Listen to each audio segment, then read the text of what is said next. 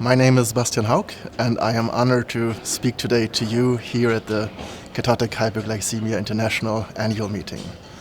I'm very honored that Danielle has invited me, and I would actually like to start with a short background story maybe, because it feels like I've known Danielle for years, definitely from longer than KHI existed.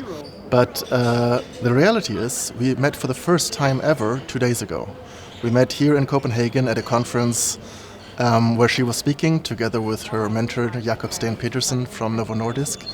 And it's the first time we met. It's the first time we hugged. I'm a diabetes advocate. This is a spontaneous idea. She asked me to talk about advocacy and the work I've been doing with DDOC over the last 10 odd years. And I said yes. So I'm sitting here talking to you and looking forward. Let me give you a little bit of background. As I said, I was diagnosed 25 years ago with type 1 diabetes. I was 19 at the time, and I was just an average person living with diabetes for the first decade or so. I continued doing my studies, started work, but I've always had this big dream coming from northern Germany, Schleswig, of sailing around the world. It was a plan I had for just after high school that got kind of shattered by the diagnosis. And 10 years later, having finished my studies, having been in a normal work relationship, that idea kind of came up again, and I decided I wanted to sail. And there were so many questions about how do you deal with diabetes, with hypoglycemia, for example, on the open sea when you're by yourself.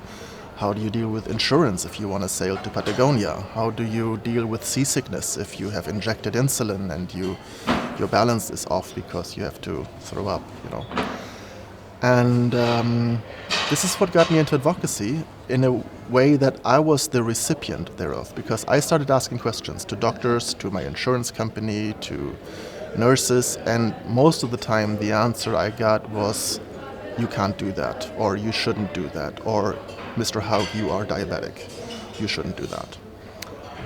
And I've never been someone who takes no for an answer, really. So I reached out in the early days of social media, before Facebook groups really became a thing, using Twitter mostly. Just putting a tweet out there, looking and Googling for people with diabetes. And I found one guy specifically at the very beginning, Phil Sutherland, who is a bike rider with type 1 diabetes who just finished the race across America. And I sent him a tweet and I asked him, how do you deal with these things, not sailing, but biking? And he connected me to some other people in the US that had done some crazy things with diabetes or living with diabetes. And I think without reaching out, I wouldn't have dared to set sail a year later. I did. I spent 3 years sailing around the Baltic, wrote a book, made a movie, then sailed halfway around the world, including Southern Ocean, Antarctica, Cape Horn. And when I came back, I found a letter written by a young girl with type 1 diabetes who'd been diagnosed a bit earlier. It'd been sitting in my post-storage because I'd been gone for so long. And she wrote me a letter, handwritten like an 11-year-old kid would write a letter. And she said thank you. She said thank you for the book I had written 2 years before, which she had been given as a present for Christmas by her grandma. The reason being that she was in love with rowing. She was on her school's rowing team. And her trainer kicked her off the rowing team when she got diagnosed with type 1 diabetes. And her grandma then gave her my book with the words, if this guy can sail around the world, I think you should be able to row. Read it and talk to your doctor. And that's what she did. She changed doctors and she went back on her rowing team. And that's the story she wrote in that letter to me to say thank you. And when I came back from that sailing trip and found that letter, I decided that, that was a lucky coincidence for her. But I was wondering why we didn't have something like an online community of people living with diabetes, supporting each other, helping each other, like I had been helped 3 years earlier when I was planning to go sail. I had been linking up with advocates in the United States where this diabetes online community, or DDOC, existed, but we didn't have something like that in Germany or in Europe, not in that organized way. So I decided to pay it forward, which is the hashtag we use at DDOC from ever since we started. That hashtag has to do with sailing as well, because I once almost lost my boat. I got helped by a Commodore from Poland, 80-year-old guy with gray hair, and I had been in a severe storm, and he helped me out for 2 days with everything.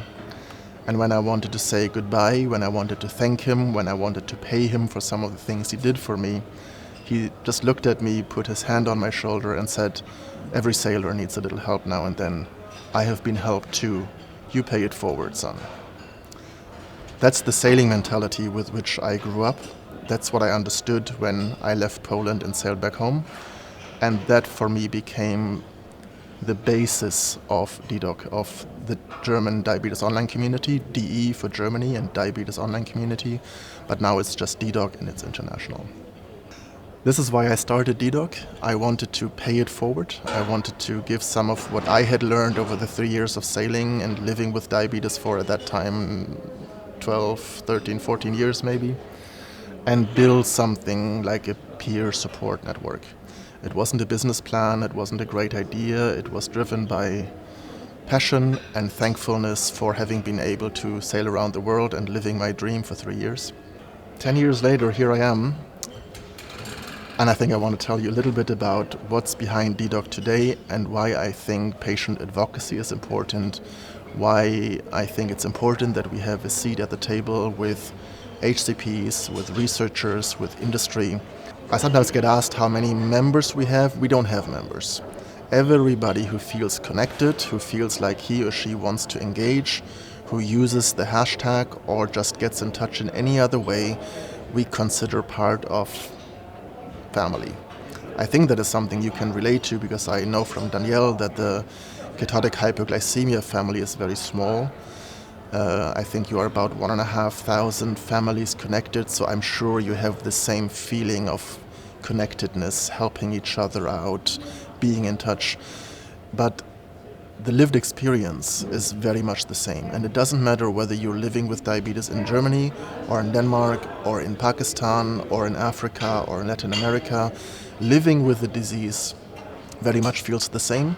Of course, the opportunities are different, the healthcare systems are different, the communication is different, the language is different, etc. But it doesn't really matter. You understand each other. You know what the other person is going through, regardless where he or she is from, regardless almost what the age or what the form of diabetes. There's some sort of connectedness that helps talk to each other, that helps support each other, and it is so important. What we also do as DDOC, and that is what I really want to talk about, since years I've always had the feeling that we're not at the table. This is what patient advocacy is about, right? Getting your foot into the door, being at the table with the big guys, the HCPs, the researchers, the industry. I remember about 8-9 years ago, so just after not founding DDOC but starting with a hashtag, that I went to the European Association for the Study of Diabetes, their annual meeting. It's the largest diabetes conference in the world, 20,000 plus minus people at that time gathered in Stockholm, and I wanted to be there. So with a different company, I got a couple of friends, bloggers, people from our little, still very, very small community to go to Stockholm, and we thought we could just, go there and say hi and see what's happening and listen to some of the scientific sessions or the industry symposia. And it turned out we weren't allowed in because we were patients. And to me, that struck me as so wrong. We rented a small cafe. We met at a small cafe outside of the conference venue. We had a great time, some 15, 20 people. But we weren't allowed to be where the action was. This really hit me hard. Luckily, I have to say, a lot has changed over the last couple of years. Patient centricity, involving patients, patient engagement, some say it's buzzwords these days, but the industry, researchers, etc., some of them really take it seriously. So even the big conferences started to rethink a little bit. And we were very hard pushing EASD, but also ATTD and ISPAD to other big diabetes conferences on giving us a seat at the table. Today, we have our own scholarship program. There is a diabetes conference, ATTD, the Diabetes Technology Conference, happening in Barcelona in just a few weeks from today, where I'm recording, maybe after you are seeing this. And we have 50 advocates, 50 diabetes advocates from around the world attending.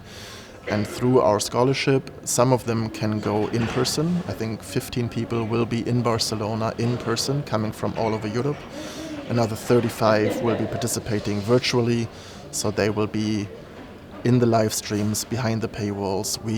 For those that go in person, we can pay their flights, their hotels, their visa, the access to the conference itself.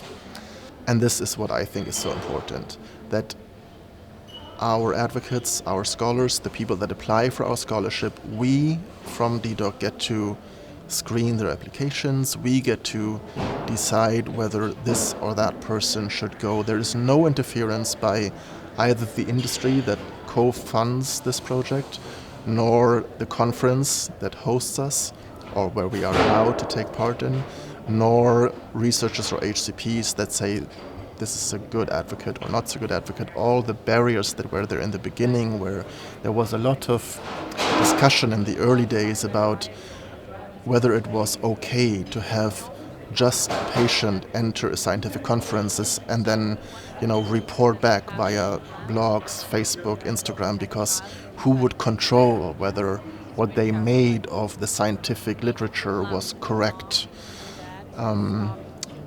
We got past that. We got past that because it is important for us, for the community, for advocates, and I'm sure you know that we go in, we listen to the best of our capabilities, and then we filter what is relevant for us, not for what the scientific literature says. We filter what resonates, we filter what is relevant, we translate it into our language, which might not be the scientific language. We also translate to multiple languages, meaning not only lay language, but our advocates then write Instagram or Twitter or Facebook posts in Russian, in Korean, in Spanish, in German. This is what's important. We also have the community following. So we at ATTD last year, I think, with the 20 people. I think last year we had about 20 virtual scholarships only, not 50 like this year. The 20 people at this conference, where there were, I think, 4,000 people attending virtual, mostly HCPs and researchers. Those 20 people generated 16.8 million Twitter impressions in 3 days. That is about a third of the total social media presence of the whole conference. This year it will be more. I expect we will run 50% of all social media traffic. Same for EASD, where there will be 20,000 people participating and 50 of ours. Because our advocates, not only because they tweet so much, because they reach an audience that is way bigger than the researchers and the HCPs attending. It is all the people with diabetes following those 50 people on the ground because they want to know. This group of DDOC Voices now is about 150 people strong. It's the alumni, so whoever gets a scholarship from us stays in a close group which communicates amongst itself. It's completely independent. I don't influence that group, but it's a group of people that have come to know each other through being given a scholarship. They stay in touch. One of the rules we have for giving out new scholarship every year is that half of the scholarships can be given again to an alumni, because we want some of the people who've already done this once or twice to come back. But half of the scholarships are always reserved for what we call new faces. So we are always focusing on growing this community of people who get to go to conferences. Danielle, 2 days ago at the conference where I first met her, was giving a talk about patient-driven research. It's something where we as DDOC have a lot to learn from Danielle, from KHI, from you, because you've been doing amazing work. We've been doing good on getting access, getting into the scientific conferences and spreading the word. We have not been doing so well yet on patient-driven research, not in our community. There's other communities, the DIY community, the We Are Not Waiting community in diabetes that has done amazing things. I'm not going to get into that now. But you guys have done amazing things in getting your own research to really matter.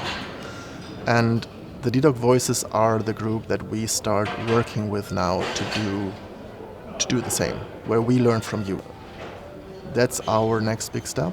We've already been quite successful in doing patient advisory boards with and for industry, big European funded research projects. We are getting into consultancy work at times where we work with a certain company or a research project on how to communicate better in that it is relevant for the community of people living with diabetes. What I find so amazing is that there is readiness now and willingness and openness to actually listen on the other side. And getting these two parties together is so important, and it makes outcomes so much better. Because what we've learned is working with industry on whether it's product design or communications or research, that sometimes people in industry, in research departments, in the medical field are as great as they are and as much as they want to do the right thing and they do the important right things, they sometimes tend to be a bit detached from the lived experience. They get focused, they are so excellent, they're so great, and we love them for it, but sometimes they just lose a bit of what it really is like to live with, in your case, maybe a child with ketotic hypoglycemia, in our case, living with type 1 or type 2 or LADA or MODI in our daily lives. Because for a researcher, we are to some degree subjects of his research, the patient. For us, I'm a brother, I'm a son, I'm a lover, I'm a sailor, I'm so many things, and diabetes is a part of that. It's not, I don't define myself as patient, I don't define myself as a person living with diabetes. It's a small fraction of me, and I'm sure you can all relate to that. And that is the big picture that's always being, or often being missed.